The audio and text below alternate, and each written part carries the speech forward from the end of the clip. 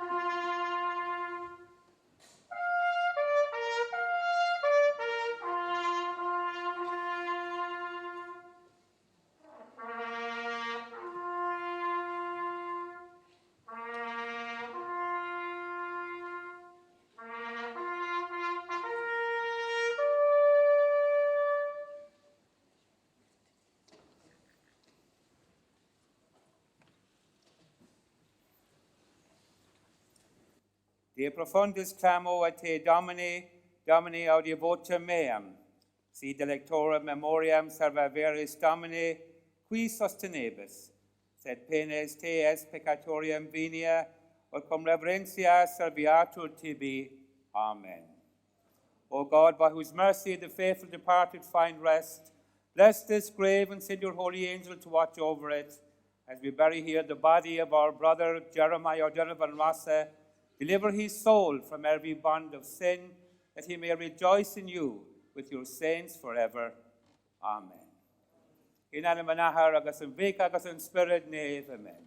Agus in ish the gini ushle sho e porde bak firish.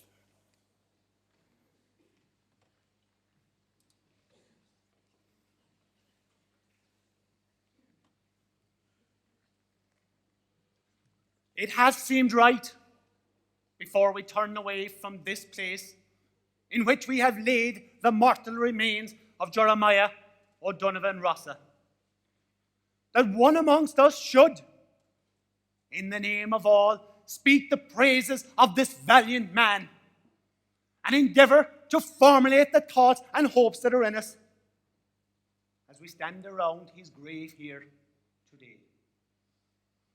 And if there is anything that makes it fitting that I, Padraig Pearse, rather than any one of the grey-haired men that were young with him, who shared in his labour and suffering, should speak here, it is perhaps that I be taken as speaking on behalf of a new generation that have been rebaptized in the Fenian faith and that has accepted the responsibility of carrying that Fenian programme.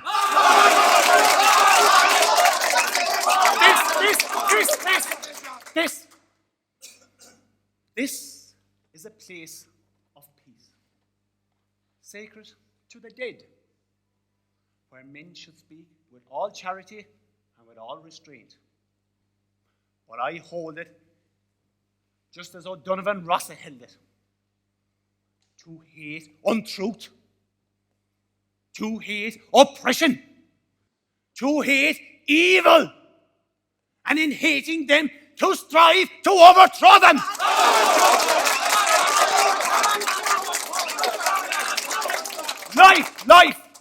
Life springs from death, and from the graves of these patriot men and women springs living nations. The defenders of this realm have worked well in secret and in the open. They think that they have pacified Ireland. They think that they have purchased half of us and intimidated the other half. They think that they have foreseen everything. Oh, but the fools, the fools, the fools! They have left our Fenian dead. And while Ireland holds these graves, Ireland unfree shall never be at peace!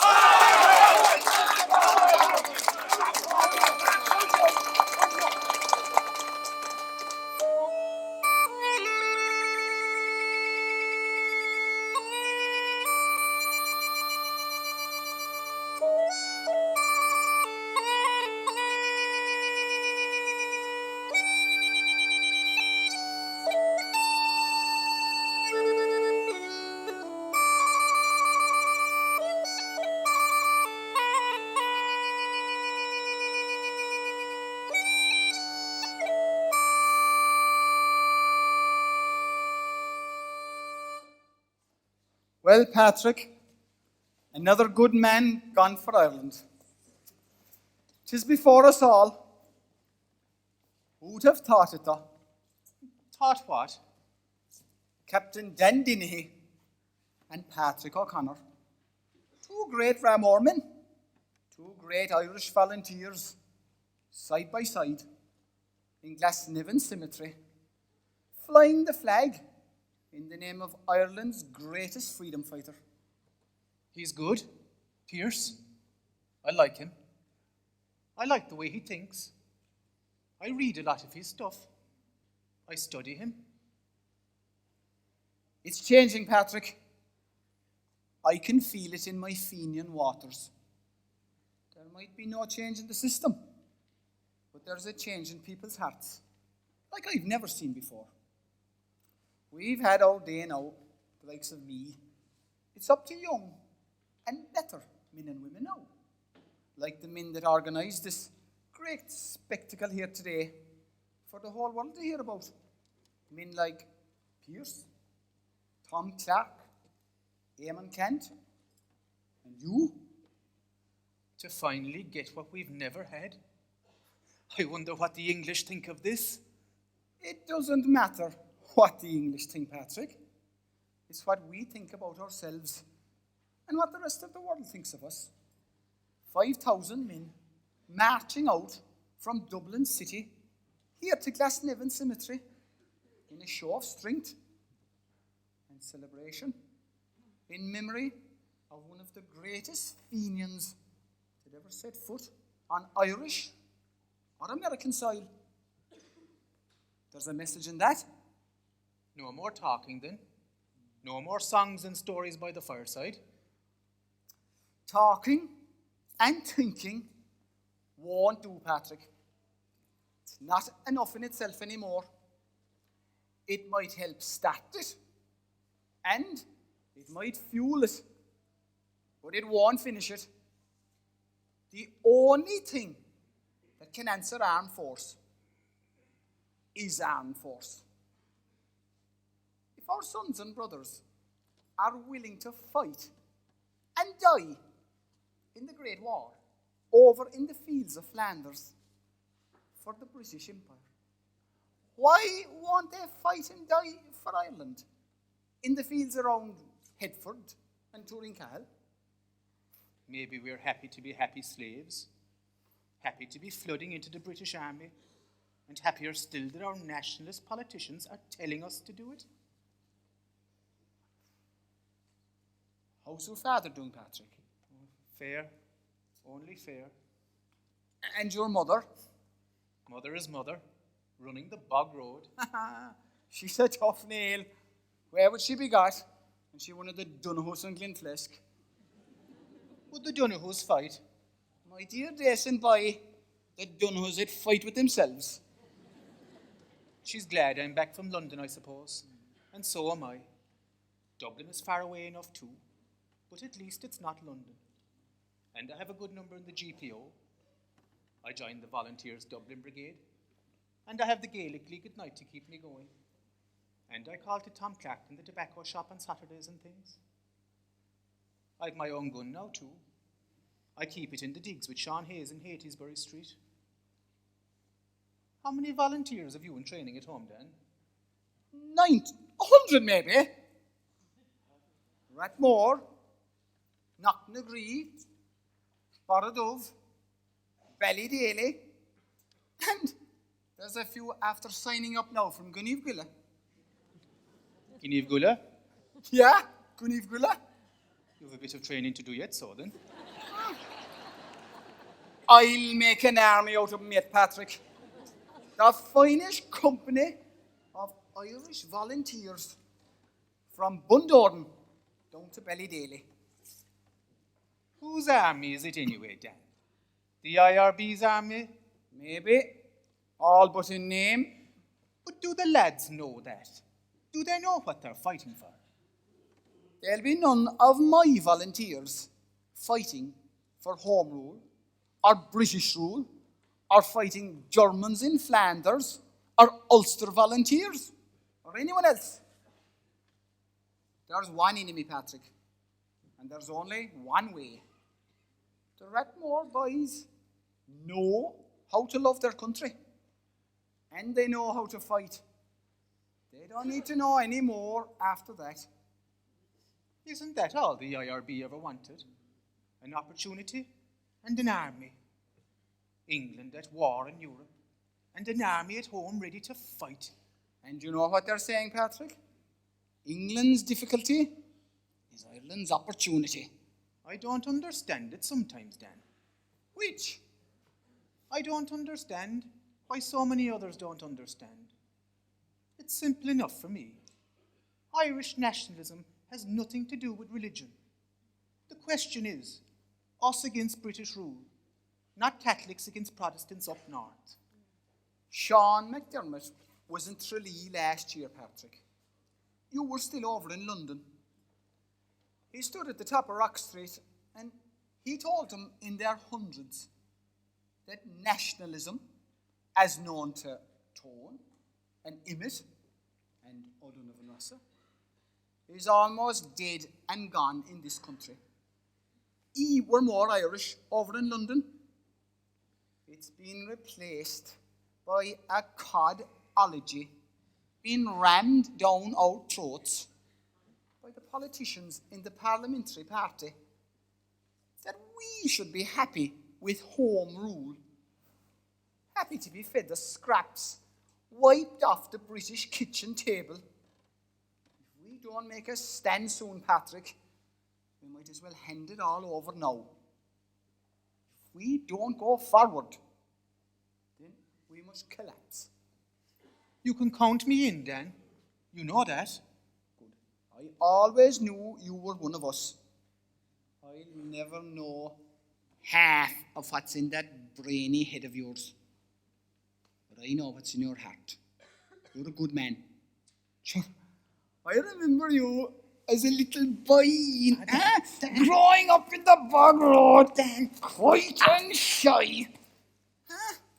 They're the ones you have to watch out for. From the minute yourself and Collins and the rest of that crew came home from London this year, Clark, McDermott, and even the O'Rahilly reckoned you were one of us in heart and mind. Does your mother still make you take around that small Bible in your pocket?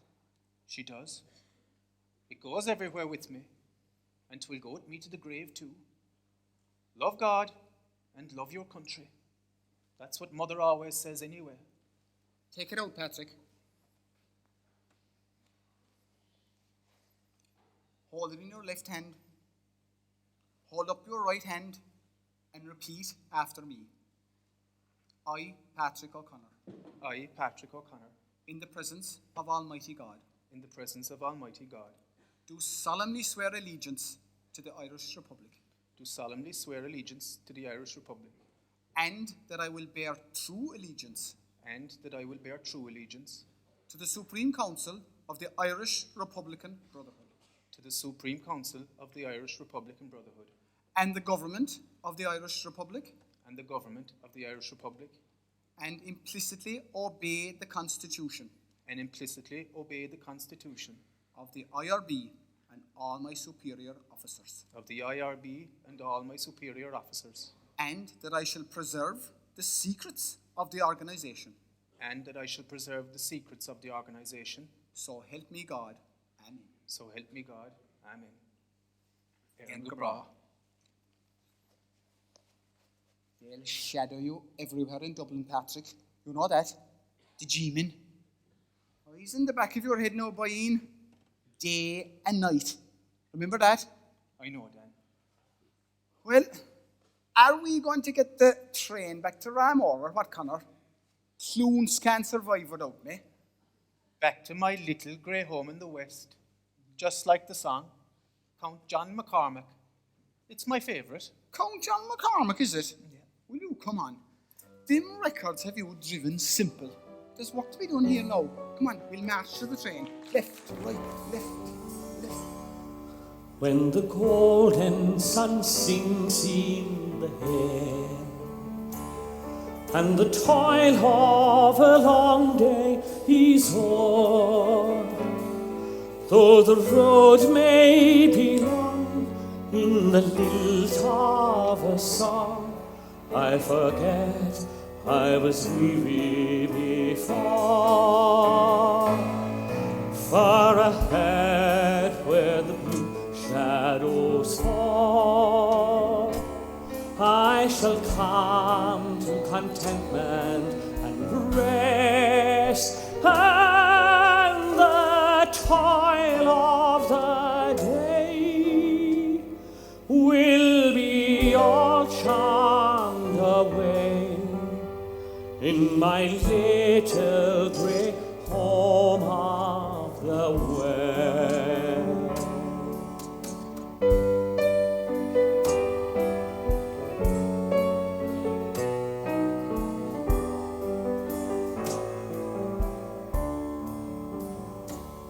There are hands that will welcome me in.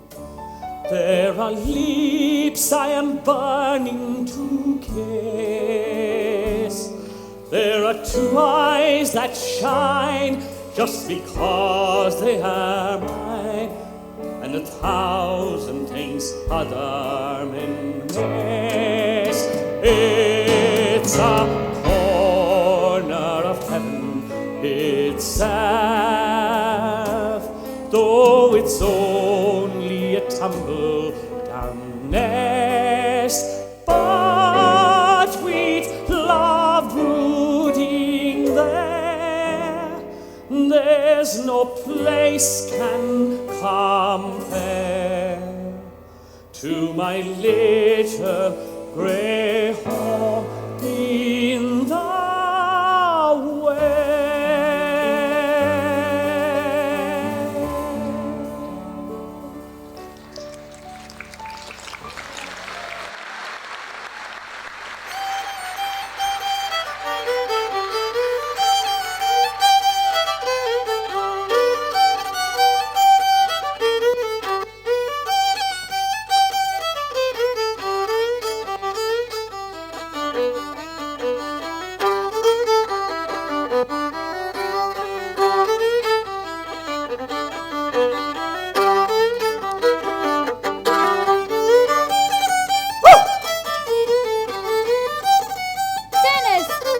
What? Too fast, Dennis. Slow down. Like this, so. Too slow now. If I'm not too fast, I'm too slow. I blame the dancers anyway. Just play to the dancers, Dennis. You follow the dancers, not the other way around. Put away the tunes now, Leslie. Dennis, where are the rest of the boys? Minnie, where's Katie? You're not doing another house dance tonight, are you? As sure as you're the babby of this house, I am. You were worn out from the road, carousing day and night. 'Twill all end in tears some fine evening. You, my heart broke out all hours of the night. What's keeping Patrick? What time was his train down from Dublin at? He's late. I'll keep the bit of dinner for him anyway. Sure, it's half his wages every week that's paying for it. God bless him. Patrick minded his books, Dennis, and his books minded him.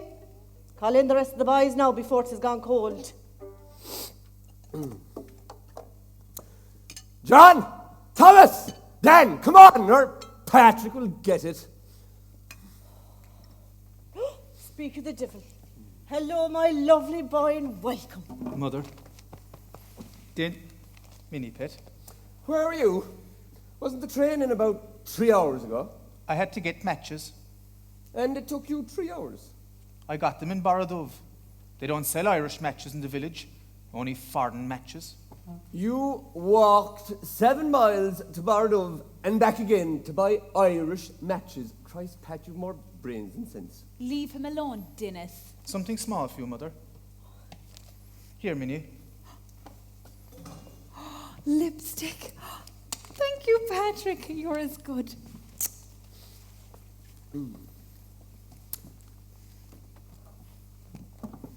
I'm doing right well now, Pat.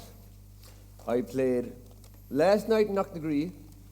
I had a big house in Scarton Thursday night. I was in Bardo and Gunivgilla Wednesday and Tuesday night, and 2 dances one night in Rathmore. Did you bring me anything, no?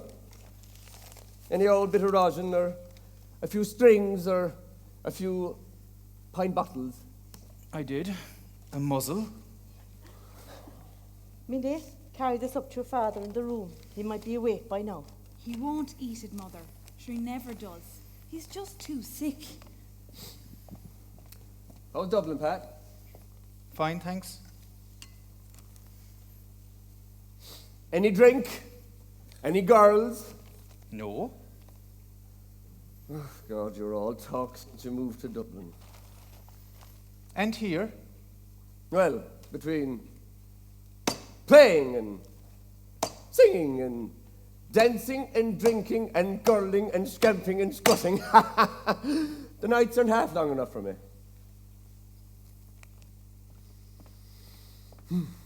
What you reading? Irish Freedom, an article on Home Rule. Oh yeah, the newspaper.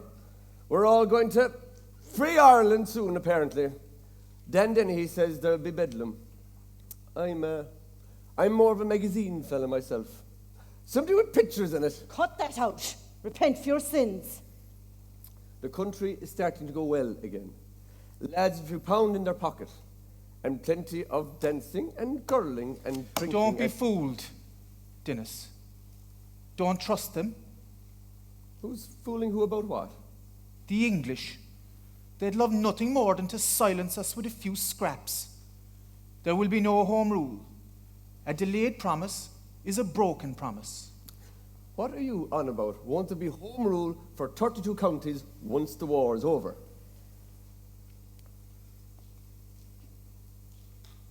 I lived and worked in England for 15 years, Dennis. I've studied their farm. 2 things you should never trust in this life: a bull and an Englishman. What do we do so? Fight them, is it? Take on the biggest military empire in the world? If we have to. And fight them with what? Catapults, is it? Sticks and pikes? If we have to. You know, you're worse now than the volunteers over with Dandini. Marching and training and parading and not a rifle or a cartridge between them. At least they didn't fight for England. They'll fight for us, and so will I. Be more in their line now. Learn a few tunes. Get a few girls for themselves. I'm late again. Mother, leave the gate open. Where are you after tonight? What time will you be home? Bless yourself. Don't be late. And don't shame us in the name of God.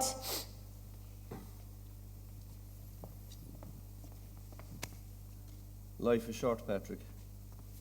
Don't get too carried away with that stuff. There won't be one mention of it in 100 years from now. Take no notice of him, Patrick. He's as cracked as a March hare. He'll never get sense now. I never thought 2 brothers could be so different. Yourself and Dennis. He loves his country too, Mother. Love comes out funny sometimes. Nothing makes me more proud, Patrick, you know that, than to think of you up there in Dublin, paying respects to great men like O'Donovan Rossa.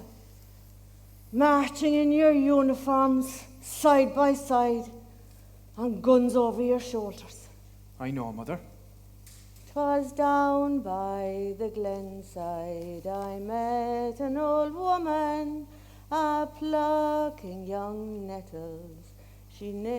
Have we that one, Patrick? I haven't a note, Mother. You know that. Come on, Patrick. Have one good song for Ireland. 'Twas down by the glenside. Good man, that's it. I met an old woman, a plucking young nettles. She ne'er saw me coming. That's it, Patrick.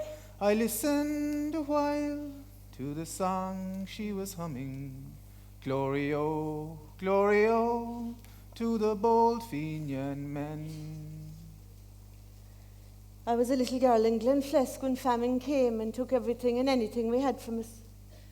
Poor people with nothing, left to die in the ditches while the English just stood and watched. I wouldn't call it what they like, but it was murder, mass murder, 1,000,000 times over. It still hurts, Mother, doesn't it? I was 3 years old when our mother made us walk the fields, scouring the side of the road for nettles so she could feed what she had left. I pulled those nettles with my own little hands.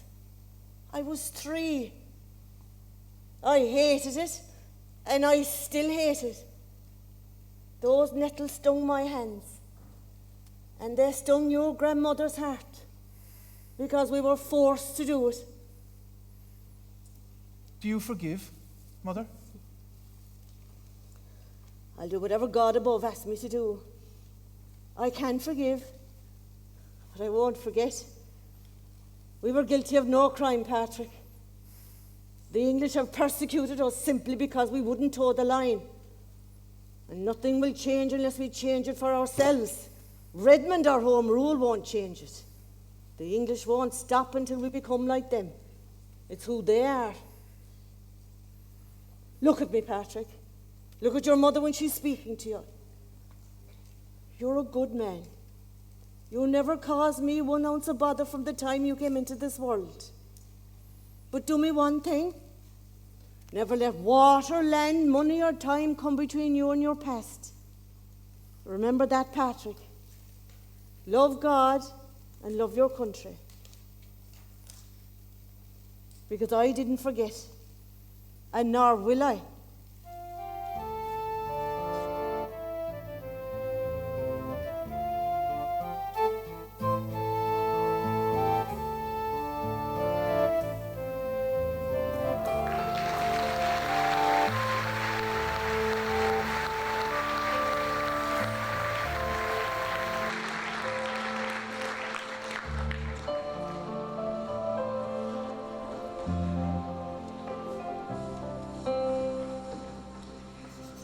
We're nearly there, Rossi.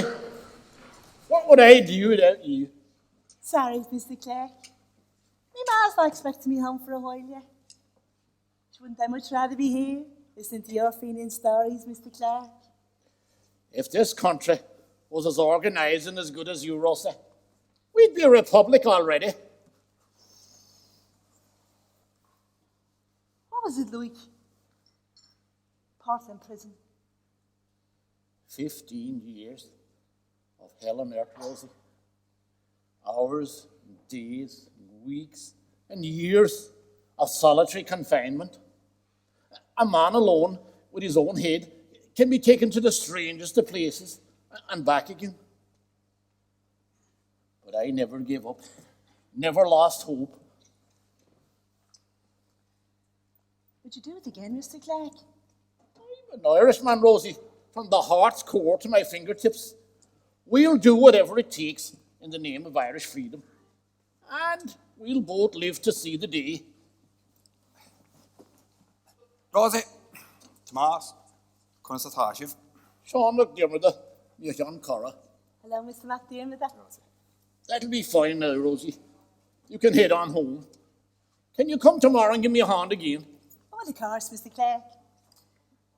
There's a Gaelic League meeting tonight, but I'm off home to me ma first. Night, Mr. Clark. Night, Rosie. Night, Mr. McDermott. Slán, Rosie. Bolt that shutter there, Sean, and the door.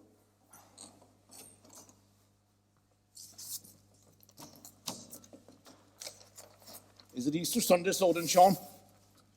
None of us know how long England will be at war. We must strike sooner rather than later. And McNeil, Sean? Do we tell Owen McNeil of our plans or not?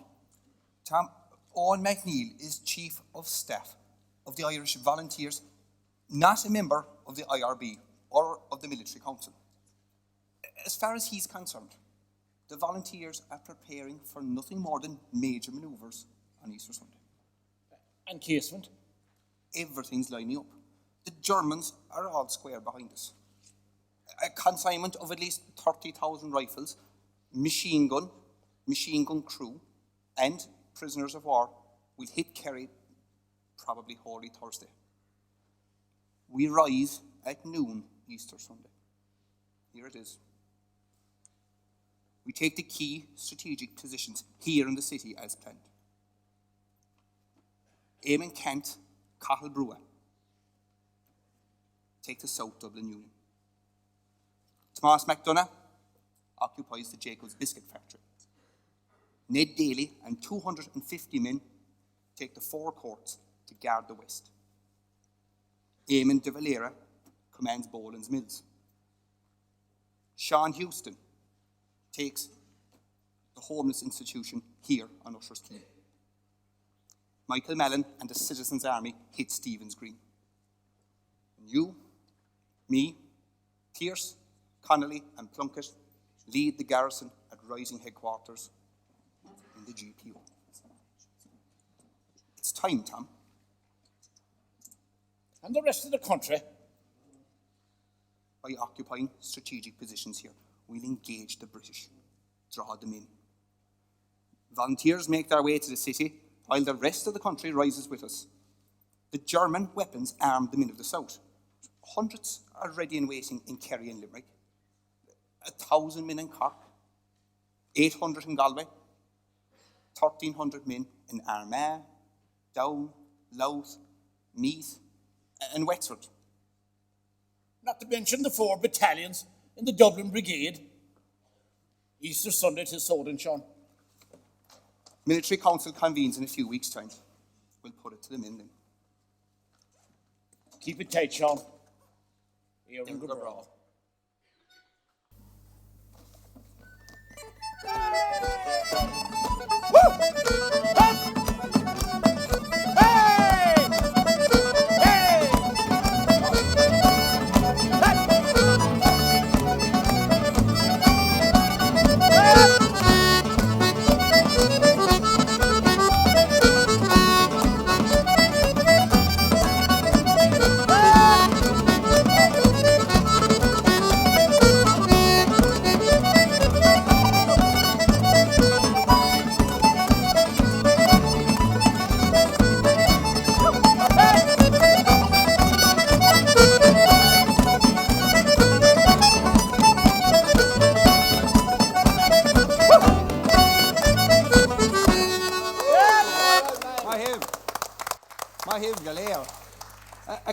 Carda, dus, Bawalum, Falta, Moore, a Quirroiv Golair, Quig on Crinu Shaw, the Cunran the Gaelga, the Gaelic League, and Shaw Imala Ahiclia.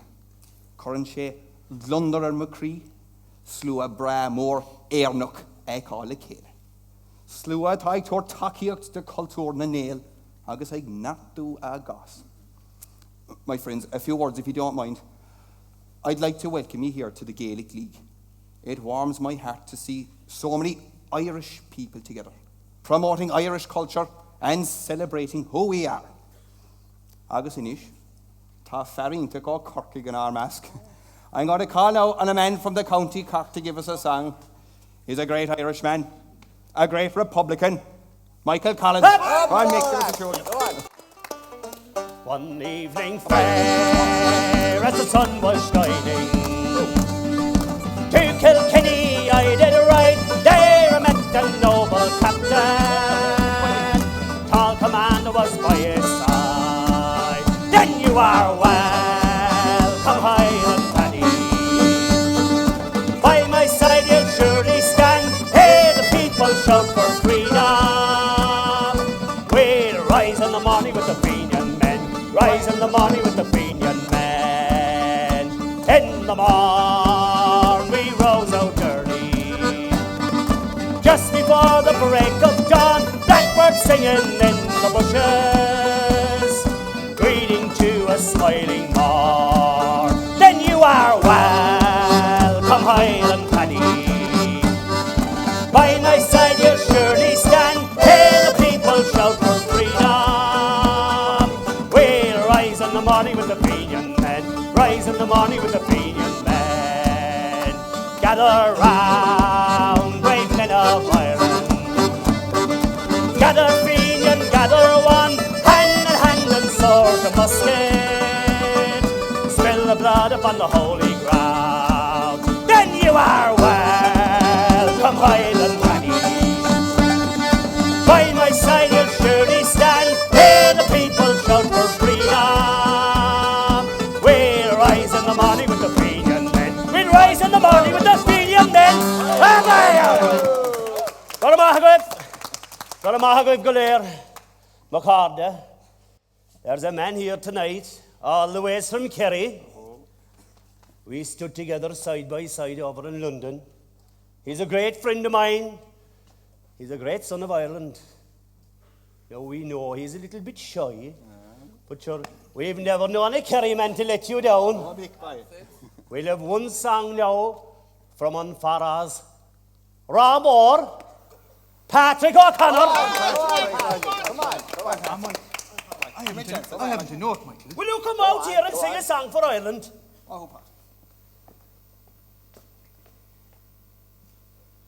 "'Twas down by the Glynside I met an old woman, a plucking young nettles. She ne'er saw me coming. Good man, Connor, boy! I listened a while to the song she was humming. Glory, oh, to the bold Fenian men. Some died by the Glynside, some died near the stranger, and wise men have told us their cause was a failure, for they fought for old Ireland, but never feared danger. Glory, oh, to the bold Fenian men. Go back, Connor, boy! Wahu, Patrick, wahu. A carder. Fuck Lewanile. An Englishman sent me a text from. So I gave him all the information in Irish. Now, he sent it back to me, said he didn't understand it. He'd be waiting a long time before I translated for him. Good man, Sean. That's if a stance is to be taken against the British government, every one of us must do it. Every way we can, every way we see fit.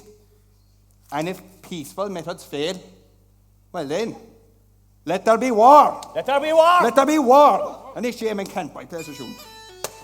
Hey!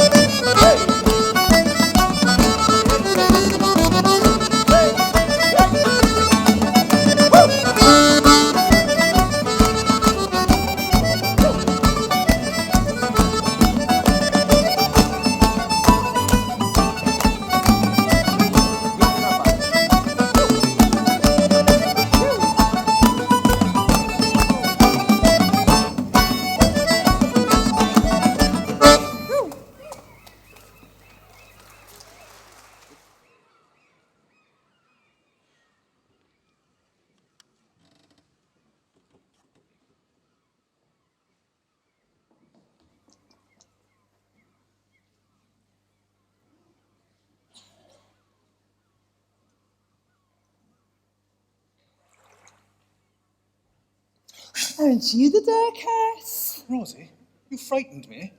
Don't do that. There I was thinking. Patrick O'Connor is the shy Kerryman who comes into Tom Clark's shop. There wasn't a note in his head. And I don't. Tom Clark thinks you're the business. And the cat's pyjamas. Says you're the smartest Kerryman that ever walked. Because you came top of all Ireland, England and Scotland in the civil service exams. He says you'd die for Ireland as well.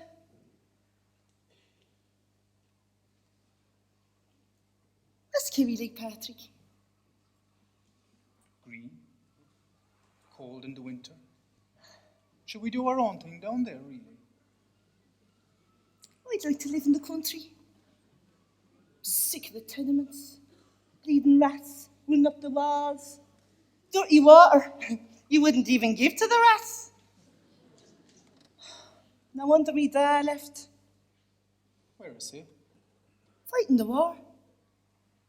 It's gone 3 months now. Me ma gets the separation money. Beside herself she is. Breakfast, dinner, and supper.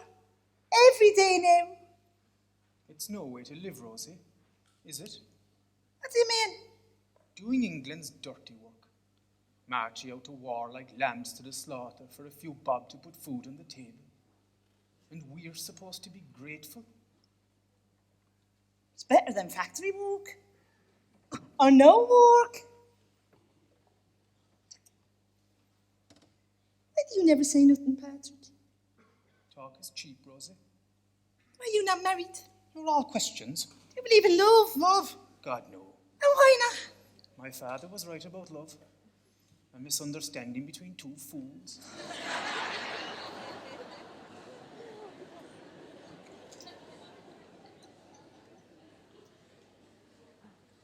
I could be your girl. You could get a big job in Kerry. We'd build a big house with a farm and have little lambs and pigs as pets. They wouldn't be pets for long in Rathmore.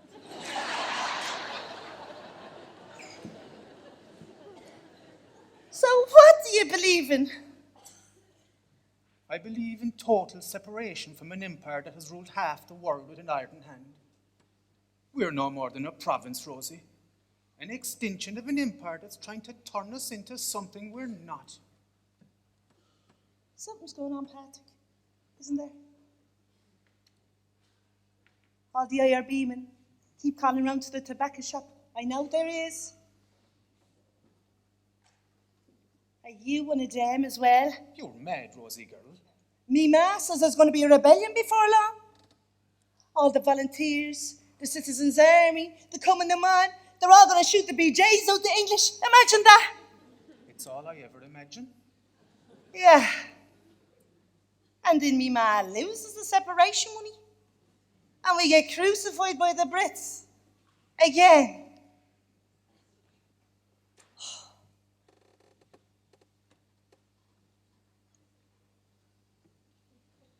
Gives a kiss, Patrick. One day, Rosie. One day I'll take you to Kerry, and we'll be free to walk our own land, in our own country, in our own time.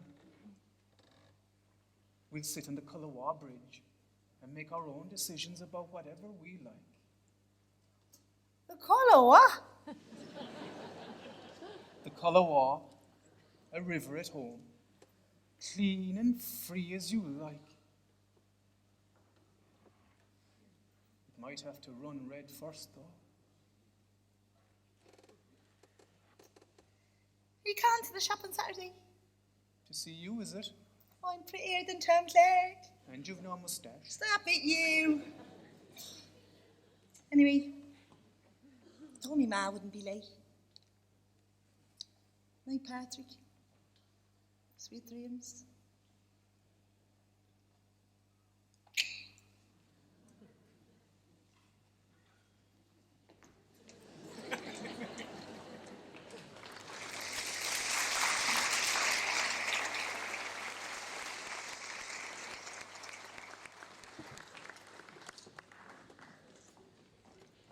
Not so fast there, young man. Name. I asked, what's your name? Now, for the third time, what's your name, you little Fenian bastard?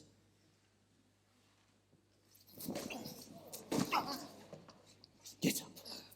I said get up. Now, let's try this one more time. For the last time. What is your name? Ocrahor. Padraig Ocrahor is Sanam Dun. Don't pull that Gaelic nonsense. When a British officer addresses you in English, you reply in English. Understand? Pick this lump of Fenian swine off my pavement. Search him.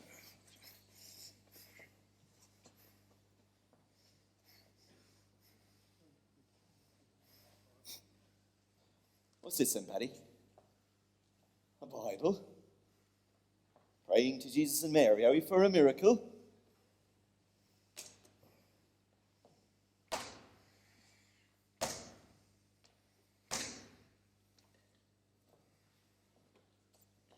Let me give you one piece of advice, Paddy, and heed it.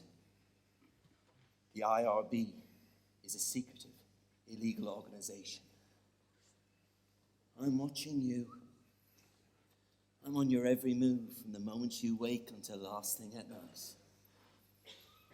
Now both I and His Majesty have far better things to do than keep tabs on worthless, little Irish rabble-rousers like you. Take my advice, Paddy, because if you don't, I don't think prayers or your Bible are going to save you.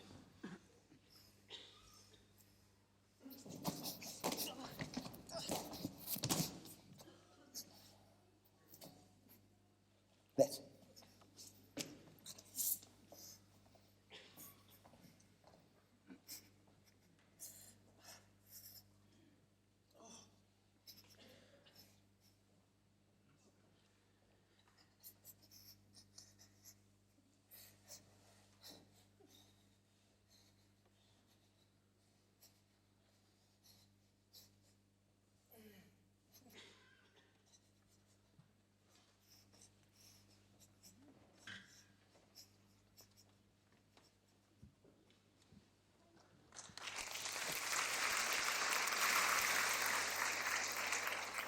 Gosra, Oglig na Heron, quick march.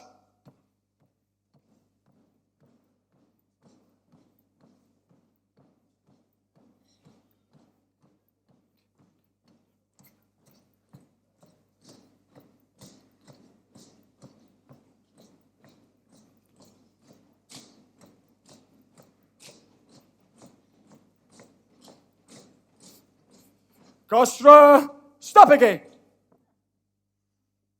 Left column, right turn. Right column, left turn. Quick march.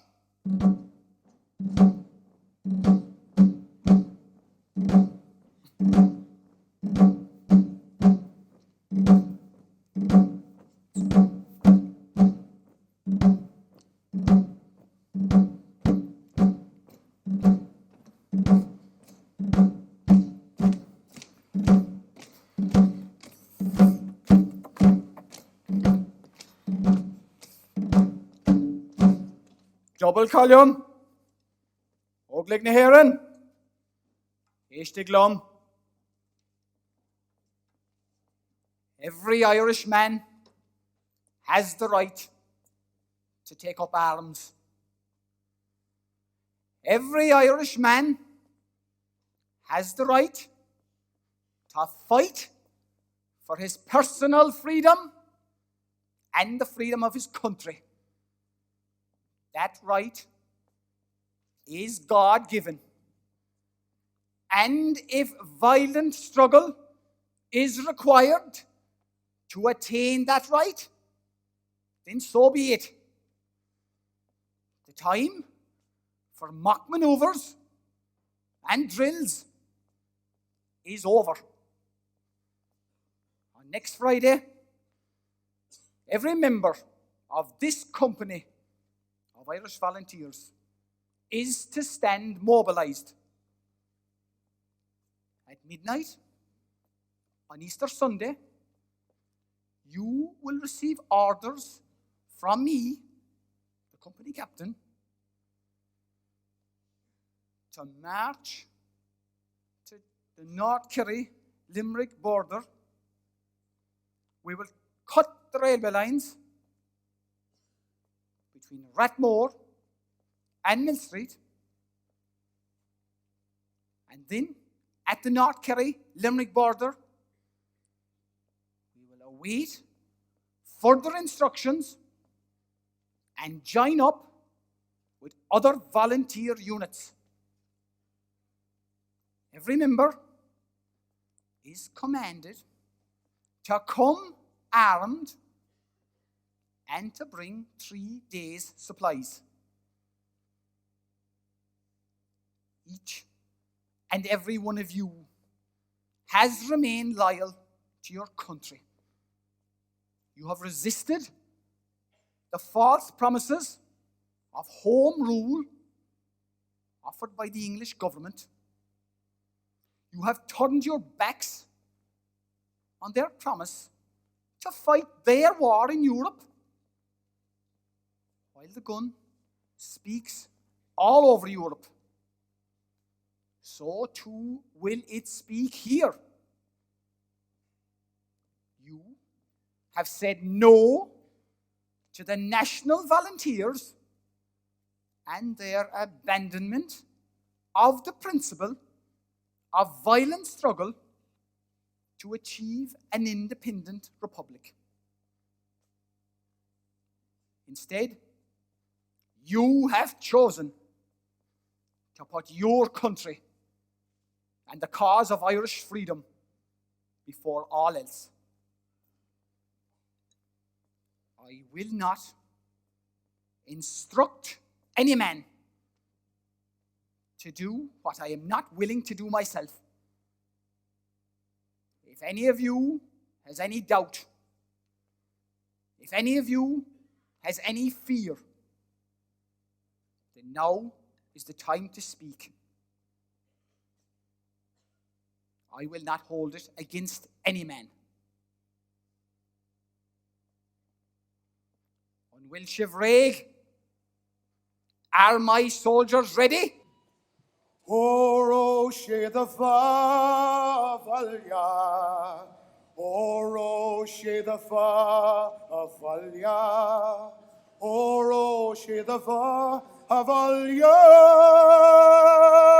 and next her husband Tori, Oro she the Favalya, Oro she the Favalya, Oro she the Favalya, and next her husband Tori.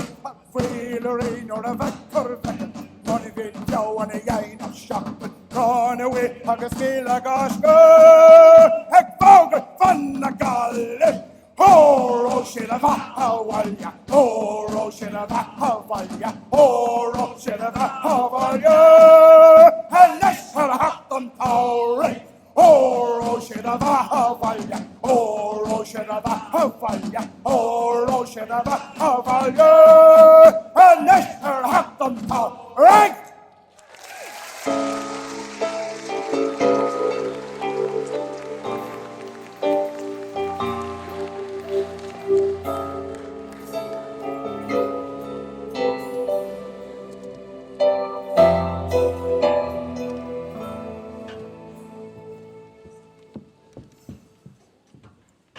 The next week is crucial, men. No mistakes. As of now, casement and the weapons are arriving off Kerry Holy Thursday. Local volunteers will be mobilised. They take the signal. Distribution is 2 days at most.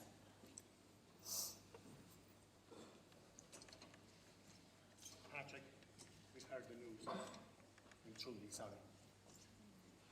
What happened, Patrick? We knew your father was not well for some time. But now, your brother Dennis is well. He had TB. Ever since he went out celebrating in wet clothes that night he won the race, he just got worse and worse. It's fine, Tom. I know what's ahead. For me, and for all of us. If there's anything we can do, Patrick, for your family, anything you need, let us know. We've good men everywhere. You know that. I came to let you know I'm headed home to Kerry for the funerals and to say goodbye. I'm not sure about Sunday. I'll be gone for a few days at least. You look after your family, Patrick. We're sorry for your loss, and you look after yourself. I'm up to free my country if my country needs me. You all know that, don't you? But I must go home now and do what needs to be done. I hope you understand. Mr. Pearse, Mr. Clark, Mr. McDermott, good night, live, Slán, Éireann go bragh. Éireann go bragh.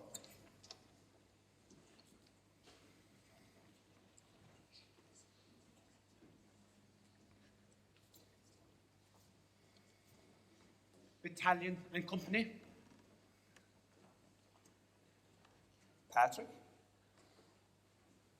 Patrick O'Connor, 1st Battalion, F Company. Have the company captain summons him to present at Rising Headquarters by Sunday. Right, Pearse. Give the man a break. A quarter of his family has just died. Orders of the Commander-in-Chief. Let the man bury his dead, Patrick. Draw the line. The line has long been drawn, and the line has long been crossed. I have a war to lead and a duty to fulfill, and so do you. We've not forgotten our duty so quickly, men, have we? Well,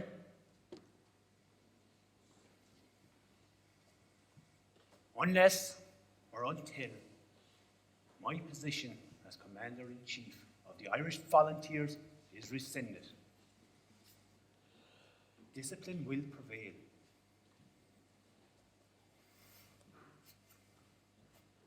And my orders will be followed. Do you live?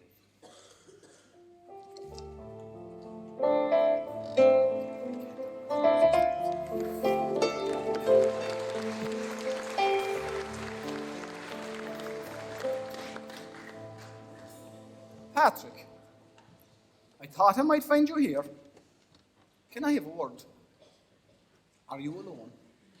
Just Mother and Minnie below in the room. So you're going back to Dublin today? Is that true? I got a dispatch from Dublin this morning. Orders to return. It's time, Dan. It's now or never. Stay, Patrick. Join with the volunteers here in Rathmore on Sunday. We'll rise together, all of us, side by side. You're only after burying your father and your brother. There's no shame. My rifle is in the digs with Sean Hayes in Dublin. My mind is made up. Patrick, stay. Look after your family. You're no less of an Irishman for doing what's only right. I've said goodbye to the boys and Katie already. Just Mother and Minnie now. You're not for turning. I can see that. A consignment arrived early in Tralee Bay this morning. 3 strangers seen walking the dunes at Banna. The Germans have landed, Patrick. You know what lies ahead. I can't tell you otherwise. We will see it then. A free republic. But I know what it means. I may never again see my little grey home in the West. Fight a clean fight, Patrick. Do your country proud, like you always did. Slán a cara, and Gabra.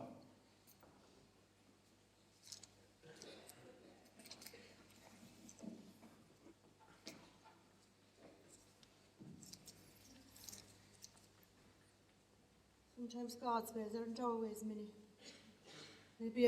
Maybe something happens for good reason, who knows? It was an ease to your father. We went through enough, the poor man. They're together now, himself and Dennis.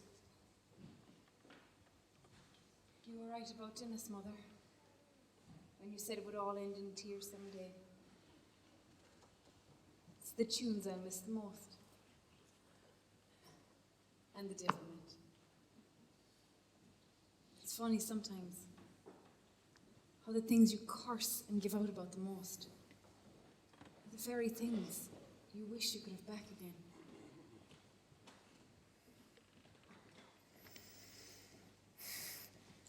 Mother, Minnie, I have to leave you now.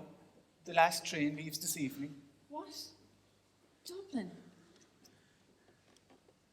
Easter Sunday. That's what you're going back for, isn't it? I have no choice, Minnie.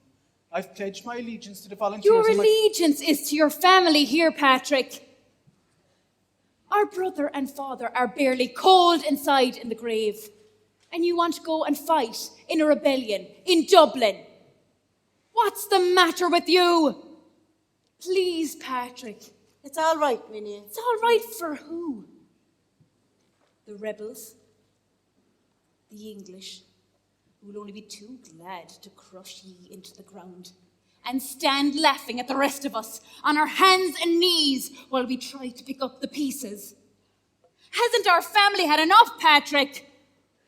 Hasn't death and suffering overstayed its welcome in this house? Why in the name of God would you want to bring any more of it to our door? Your country. Your country. What about your sisters, your brothers, your mother?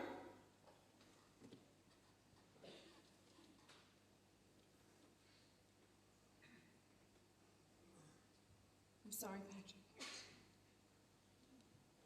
I'm sorry. I love our country as much as you do. And we all want the same thing. Does it have to be now? Is there no other way? Nobody wants him to stay more than I do, Minnie. But this is deep, my darling. 700 years deep. It's what your father and Dennis would want. I'm sure of that. Patrick, take your Bible. Keep it with you. Depend on it. Hold your head up and follow your heart. Goodbye, Mother. I'll write soon. Goodbye, Minnie.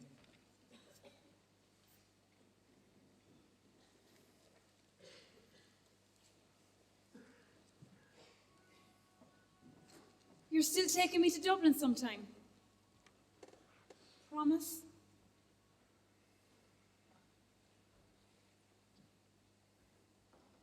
Promise me, Patrick.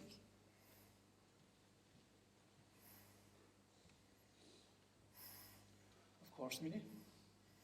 Shall I take it to the ends of the earth and back?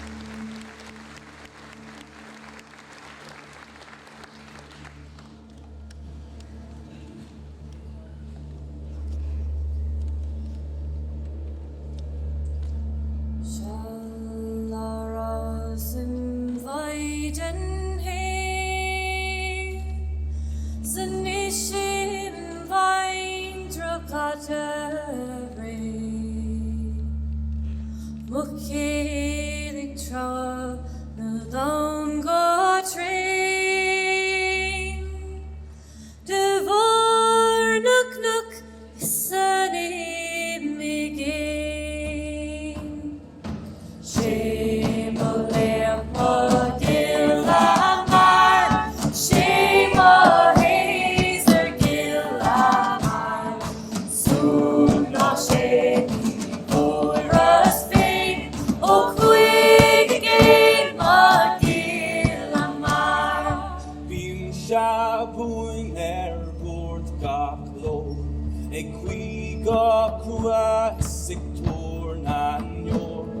mar squealach women who it's not reefter tourish Shame on Leopold Gillamar, shame on Hazer Gillamar, soon not shame for us name, oh quick again, my Gillamar. He Lauren Quokka Surgernon, this Neil go Goyrick wheel to Gnome, now Martin Howrig in Hound Dev Kyo, oh Dimik Shewim Shan Quokka Yo. Shame on Leopold Gillamar, shame on Hazer Gillamar, soon not shame for us fame, oh quick again, my Gillamar. Shame on Leopold Gillamar, shame on Hazer Gillamar, soon not shame for us fame, oh quick again, my Gillamar. Oh quick again, my Gillamar.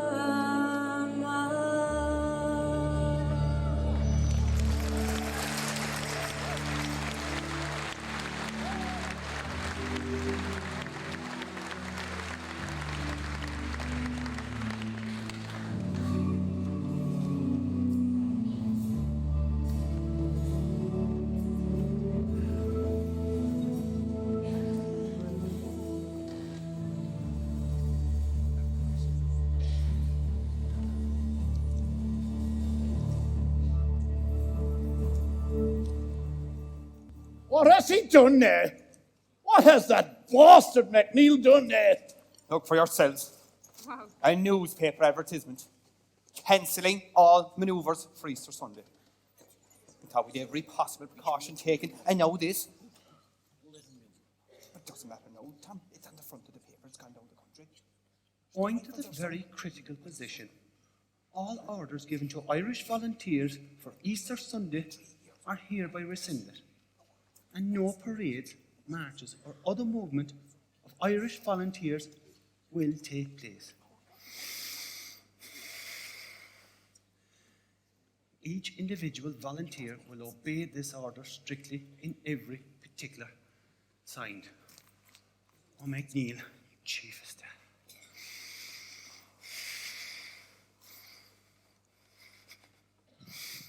Men, ignore it. We'll press ahead as planned. With what? We'll be lucky to have 100 men. The O'Rahilly has gone south with McNeil's order. We've 20,000 rifles at the bottom of the sea. Roger Casement is in custody. It's only a matter of time before they round the rest of us up. Listen. All that is required is to issue a countermand and clear up this confusion. Confusion? You want to issue more orders? Correct. It's no wonder the English think we're a pack of fools. What about the rest of the country? Are we to abandon them now at the hands of the Empire with nothing but pikes and sods of talk? You're driving people to their death. Let James Connolly speak. All this means is we delay the rising by 24 hours. We issue fresh orders and clear up the confusion. Even without the German arms, we must act now. Our men are ready. If we can hold out long enough for word to reach Germany, they will send reinforcements. The Germans were never going to win the rising for us. When we go to fight, we fight alone. What if we take the fight to the mountains and join the men of the west and of the south? Pearse, no more hiding in the mountains. We're fighting on the streets. Stick to the original plan. If Dublin rises near, the rest of the country will follow.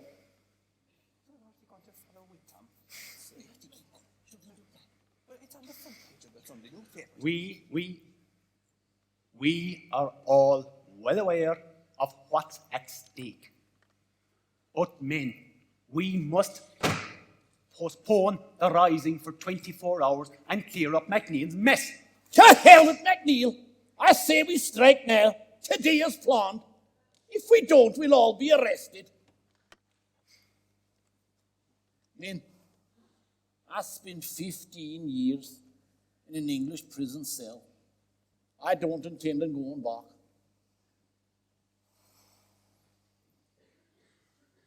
As members of the provisional government, we are no longer obliged to abide by consensus.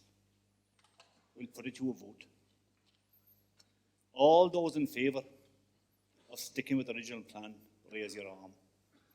Come on, men. Strike now. All those in favour of postponing operations for 24 hours.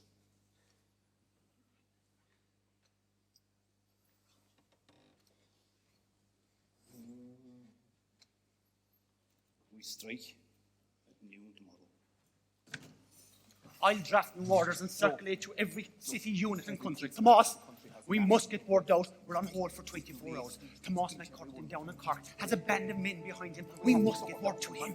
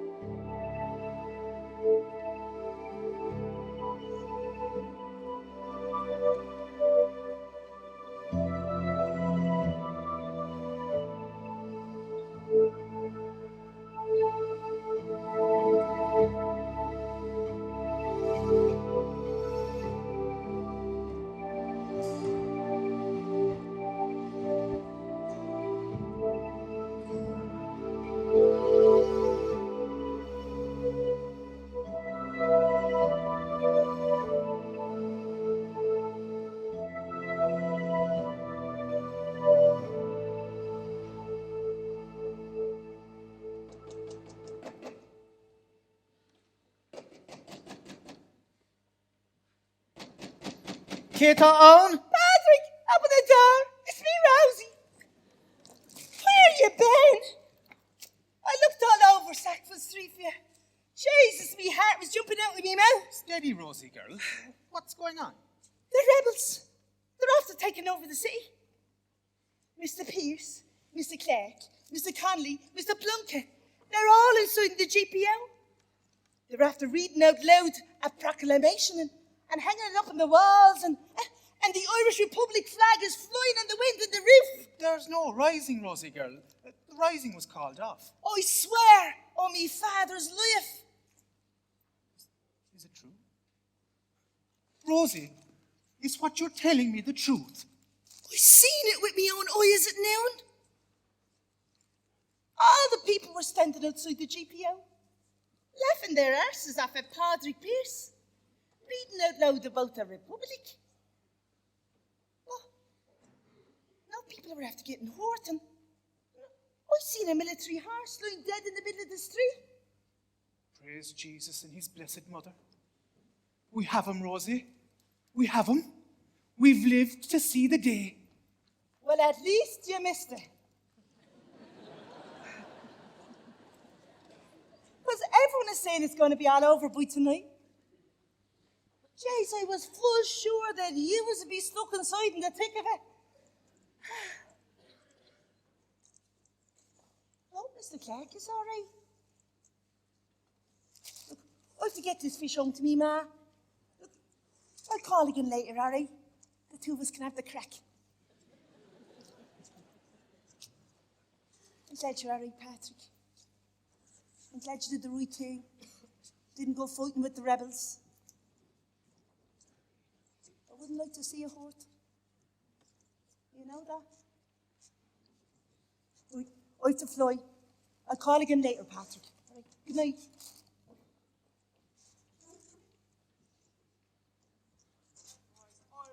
Holds these graves. Ireland unfree shall never be at peace. The only thing that will answer armed force is armed force. I pulled those nettles, Patrick, with my own little hands. I was 3. What about your sisters, your brothers, your mother, your mother, your Stay, mother, Pat, your stay, mother? Pat. You're only after burying your father and brother.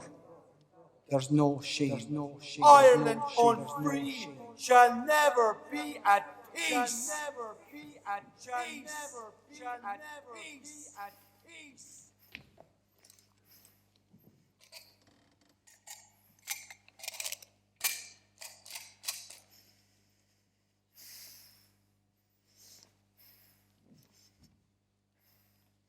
Oh my God, I am heartily sorry for having offended thee, and I detest my sins above every other evil, for they displease thee, my God, who for in thine infinite goodness art so deserving of all my love, and I firmly resolve by thy holy grace never more to offend thee and to amend my life. Amen.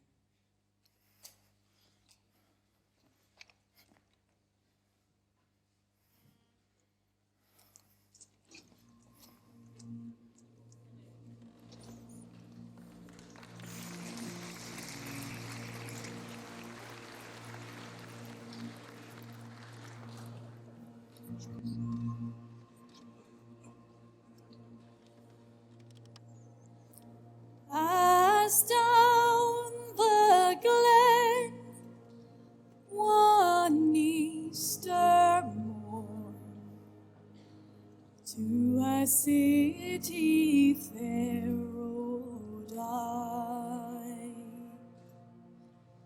There are blinds of marching men in squadrons passed me by. No fife did hum, no battle drum did sound its loud tattoo.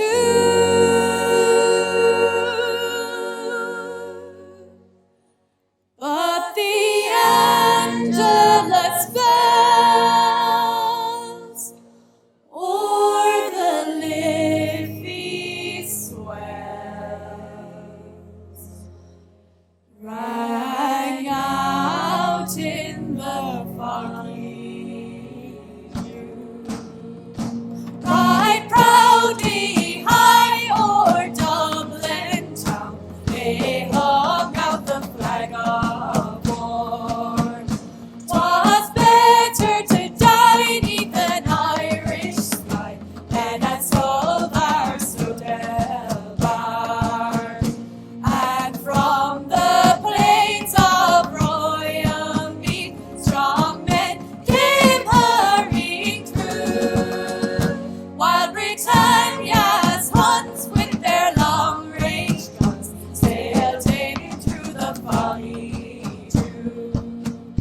But the bravest fell, and the requiem bell rang mournfully and clear for those who died that Easter tide in the springing of the year. And the world did gaze in deep amaze at those fearless men but few, who bore the fight that freedom's light might shine through the foggy dew. Back through the glen I rode again, and my heart with grief was sore.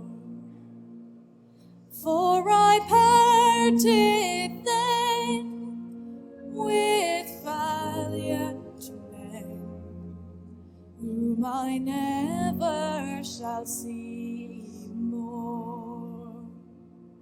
But to and fro in my dreams I go, and I'll kneel and pray for you.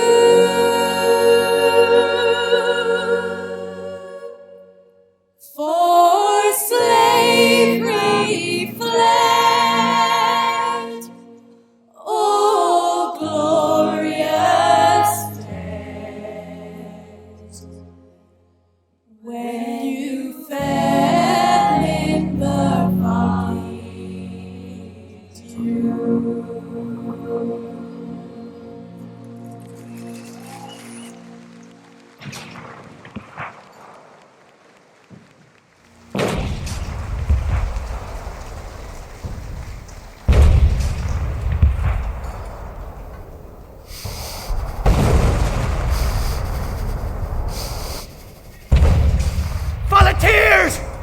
After 4 days of intense artillery attack, the GPO is ablaze.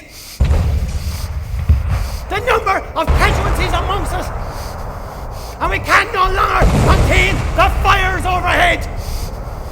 The garrison is now confined to the ground floor, and all of the wounded have been evacuated to the Coliseum Theatre on Henry Street.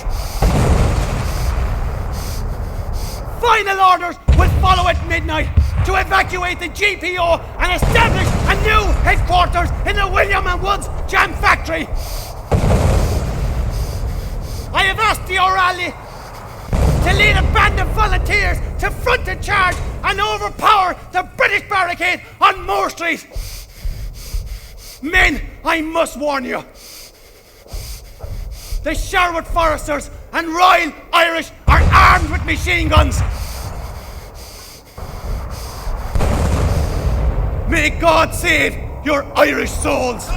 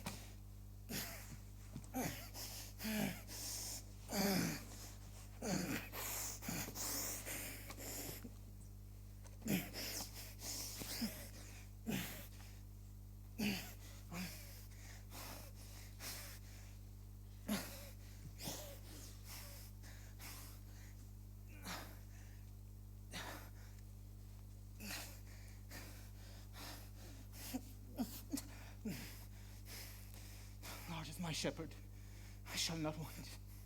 He maketh me lie down in green pastures. He leadeth me beside still waters. He restoreth my soul. He leadeth me in the path of righteousness for his name's sake.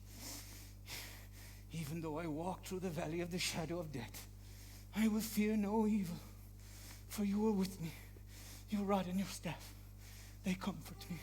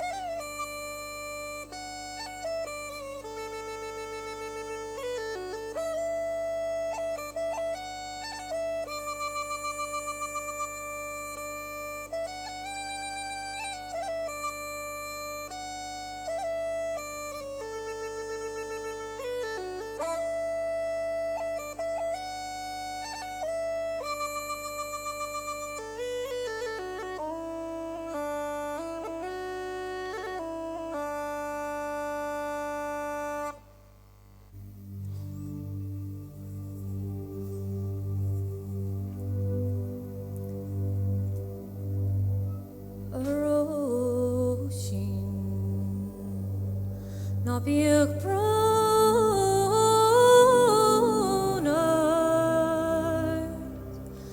faoi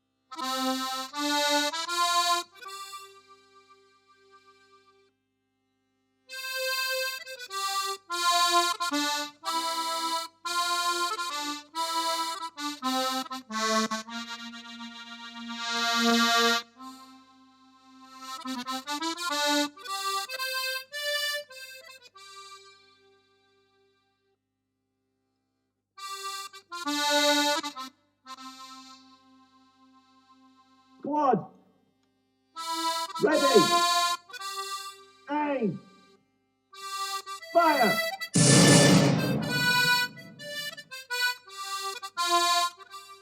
Squad. Ready. Aim. Fire. Firing body. Ready. Aim. Fire. Squad. Ready. Aim. Fire. Squad. Ready. Aim. Fire.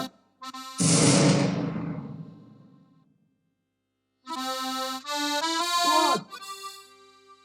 Ready. Aim. Fire.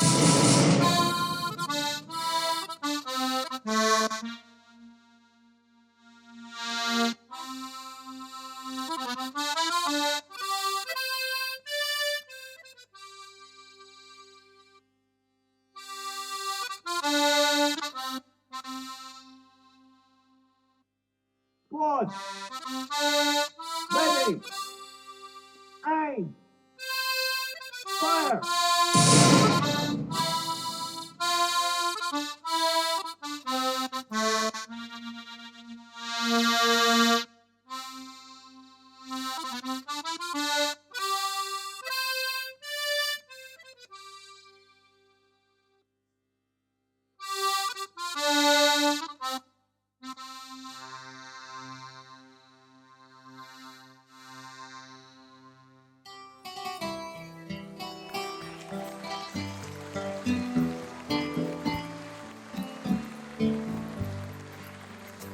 As we gather in the chapel here in old Kilmainham jail, I think about these past few weeks. Oh, will they say we failed? From our school days they have told us we must yearn for liberty. Yet all I want in this dark place is to have you here with me. Oh, grace, just hold me in your arms and let this moment linger. They'll take me out at dawn and I will die. With all my love, I'll place this wedding ring upon your finger. There won't be time to share our love, for we must say goodbye. Now I know it's hard for you, my love, to ever understand the love I feel for these brave men, the love for our dear land. But when Padraig called me to his side down in the GPO, well, I had to leave my own sick bed. To him I had to go. Oh, Grace, just hold me in your arms and let this moment linger. They'll take me out at dawn and I will die. With all my love, I'll place this wedding ring upon your finger. There won't be time to share our love, for we must say goodbye. Now as the dawn is breaking, my heart is breaking too. On this May morn as I walked out, my thoughts will be with you. And I'll write some words upon the wall so everyone will know I love so much that I could see his blood upon the rose. Oh, Grace, just hold me in your arms and let this moment linger. They'll take me out at dawn and I will die. With all my love, I'll place this wedding ring upon your finger. There won't be time to share our love, for we must say goodbye. No, there won't be time to share our love, for we must say goodbye.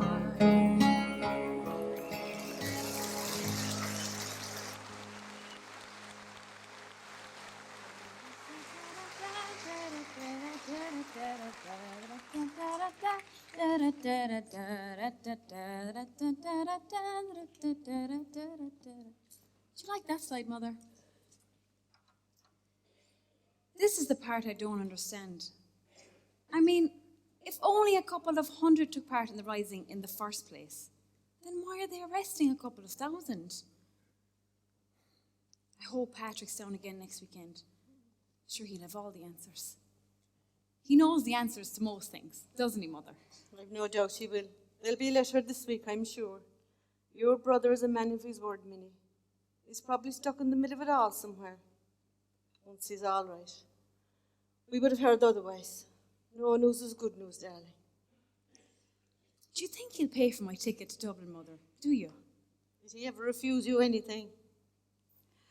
Maybe I could get a perm too, Mother. And a dress. And enough lipstick for a whole year. In Cleary's. Well, that's if the bloody English haven't blown up half of that place too. The boys will be calling round then, Mother, won't they? Bless you all. Then here. We were just saying that Patrick could have the right story from Dublin about the executions and the curfews and the arrests. We're only getting half the story down here. And the bit we're getting is probably only Mary, half right. sit down. We were saying then that the bit of news we're getting is probably only half right, because once the story leaves Dublin, by the time it's halfway down... Sit down, Mary. My knees get a perm in Dublin, if you don't mind. Didn't we come a long ways down since the famine days? A perm, if you don't mind. When Patrick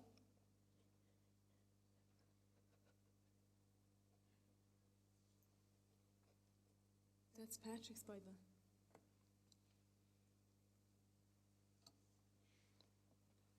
Get out.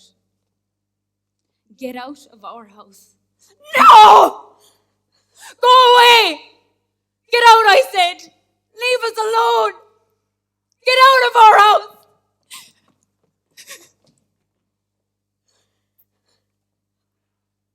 I'm truly sorry, Mary. Never let it be said that Patrick O'Connor didn't... Leave then. Just leave. I'll be on my own now.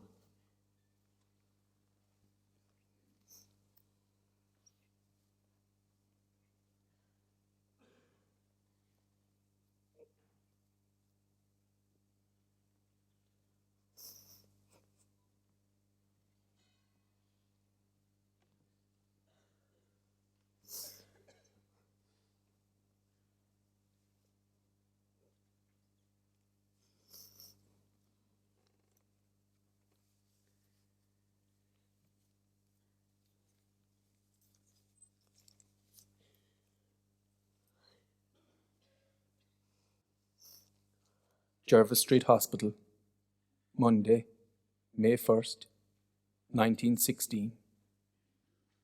Dearest Mother, I hope this finds you well. I promised I'd write, like I always did, although I know now this may be for the last time. Rosie found me and made sure I got all the care I needed. She says I'm getting stronger every day, but every hour now feels like I'm drawing one breath nearer to the end.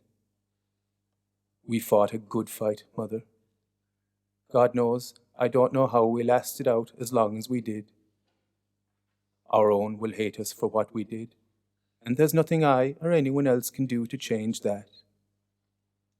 Maybe in time their hearts will change. Maybe in time their eyes will open to see the light of Irish freedom shining on a new republic, a beacon light to the oppressed of every nation in the world. This is not the end. It is just the beginning of a glorious new day, when the sun comes up in a republic we've hoped for and dreamed about for so long. When I left London to return home, I promised myself I'd do whatever it takes to break our country free from the stranglehold brought about by centuries of English rule and oppression. To do nothing would have been to break my word and deny my deepest beliefs instilled in me since childhood. To do nothing would have been to tell the British Empire that what they did to you and to our people was approved and forgotten. I'm sorry for the hurt I caused you. I'm sorry for leaving you when you needed me most. But it's only for a while. We'll meet again, Mother. Of that, I'm sure. You, me, Dad and Dennis will be together again in a better place. A place where only the Most High God has the authority and the right to judge us for who and what we are. In that place, you'll find peace again. A place where the past will no longer weigh you down. A place where the nettles won't hurt you anymore. I'm tired now, Mother. Stay strong, remain forever proud, and have no fear. Keep me in your prayers, and remember always this glorious hour for Irish freedom. Give my love to the lads, John, Thomas, Daniel, Katie, and of course, Minnie. Until we meet again, your loving son, Patrick.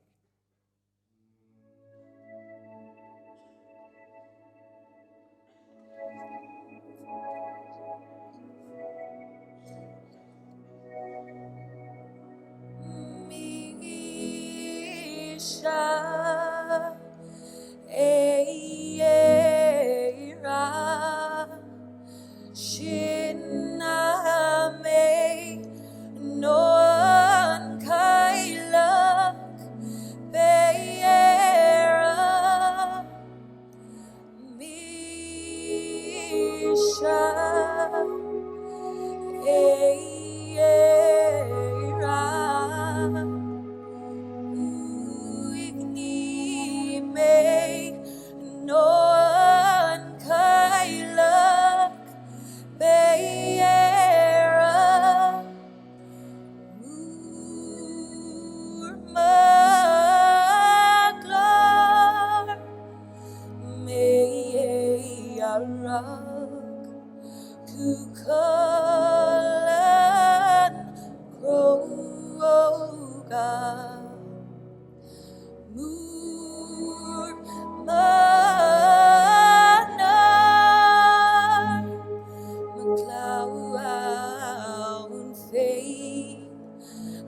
yield me for her. Moor mavro Ideak andra in our kuras dokas misha eira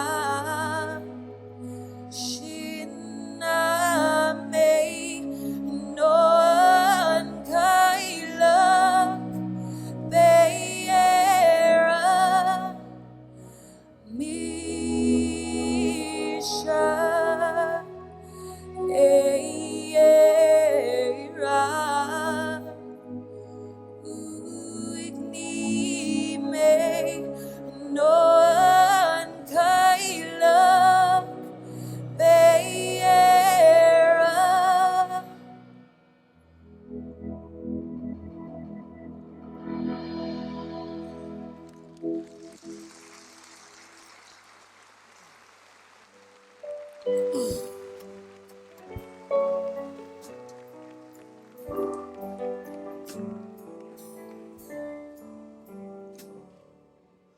When the golden sun sinks in the hair, and the toil of a long day is o'er, though the road may be long in the lilt of a song, I forget I was weary before. Far ahead, where the blue shadows fall,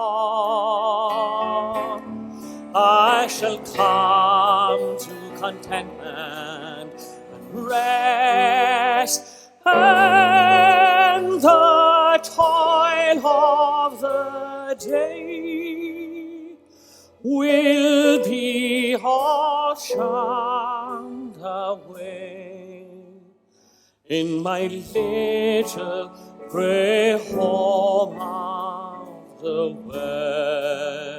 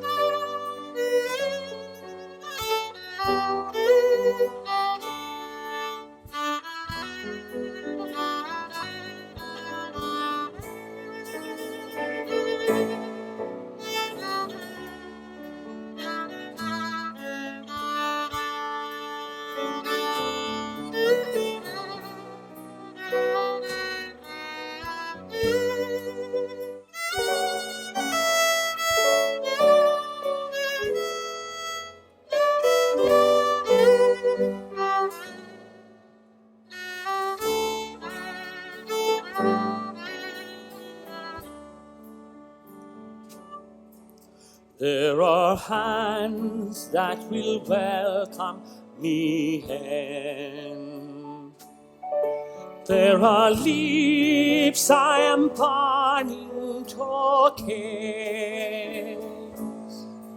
There are two eyes that shine just because they are mine, and 1,000 things other men miss.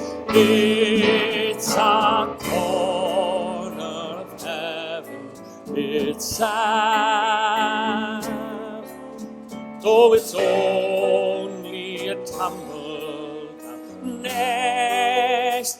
But with love brooding there, there's no place can compare to my little grey home of the west.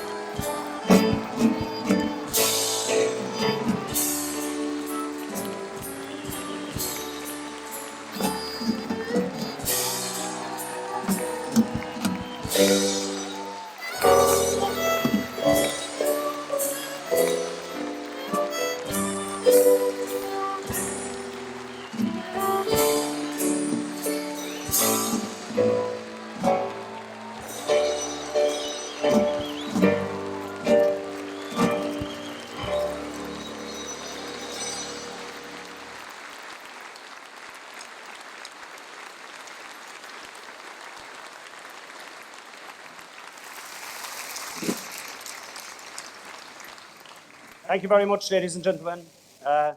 On behalf of the cast and the crew, we just have a few small, short thank yous. Special thank you to yourselves, the audience. Thanks very much from all of us. Thank you. We want to thank the INEC and the front of house who've been fantastic to us. I thank Kieran Summers on the lighting, Maurice Cronin on graphics and sound effects, Ian Furnell and A-Live Sound, who were fantastic. On a keyboard, Jim Kiley.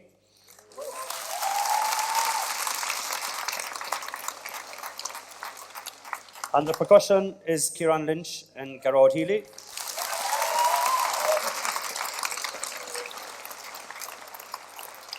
The man that keeps all the music tight and all the musicians tight, John O'Donoghue.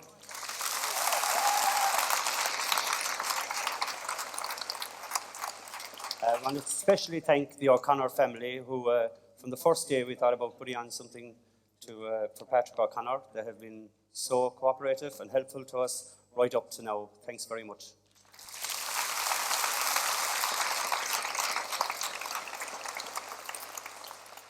And we want to thank the cast and crew off stage, the people that do the props and costumes and the makeup. Thanks very, very much to all those people backstage. And the very last person to thank is the person that none of us would be here tonight, only for him, because he's just a fantastic, fantastic writer and director. Ladies and gentlemen, Mr. Aidan O'Connor.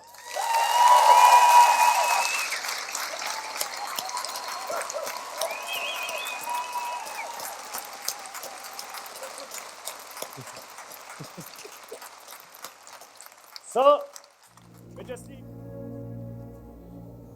As down the glen one Easter morn to a city fair rode I.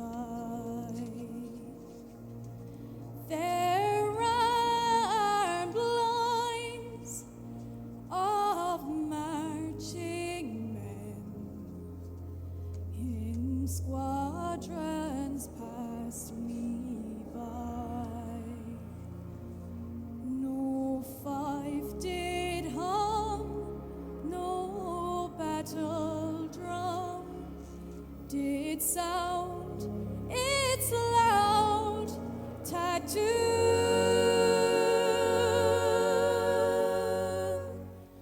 But the Angelus bells o'er the Liffey swells rang out in the foggy dew. Right proudly high o'er Dublin town they hung out the flag of war. 'Twas better to die 'neath an Irish sky than at Sulvar Sudelbar. And from the plains of royal mead strong men came hurrying through, while Britannia's hunts with their long-range guns sailed in through the foggy dew. But the bravest fell, and the requiem bell rang mournfully and clear for those who died at Eastertide in the springing of the year. And the world did gaze in deep amaze at those fearless men but few, who bore the fight that freedom's light. Very simple presentation, but very moving and wonderful for our history, and makes me very proud of all that's happened in the past. Absolutely brilliant. Great acting, great singing. One of the best I've ever seen. It was fantastic. Yeah, the scene was amazing. The scenes were brilliant. It was Scenes were just brilliant. amazing. We loved every bit of it. Excellent. Excellent play, powerful stuff. Very powerful. Brilliant show. beyond my expectations. It's outstanding. And well done to the crew, and a very nice way to immortalise Patrick. Every bit of it was from start to finish, wonderful production, wonderful singing for an amateur group. It was beyond description. It was a brilliant production. I think it would stand up with any production in Ireland or abroad. I think it was the most human play on stage from non-professionals I've ever seen, and they could actually outclass a lot of professionals. Very well done, very well put together, and the acting was fantastic. Music was out of this world, so we're glad we came. It was very educational and it was very factual, because obviously I grew up with the story and so did my family, so we know, yes, what was said there was what happened to Patrick. So we thoroughly enjoyed it. We were emotional, but it was lovely. And the family, it did our family justice. Keep smiling.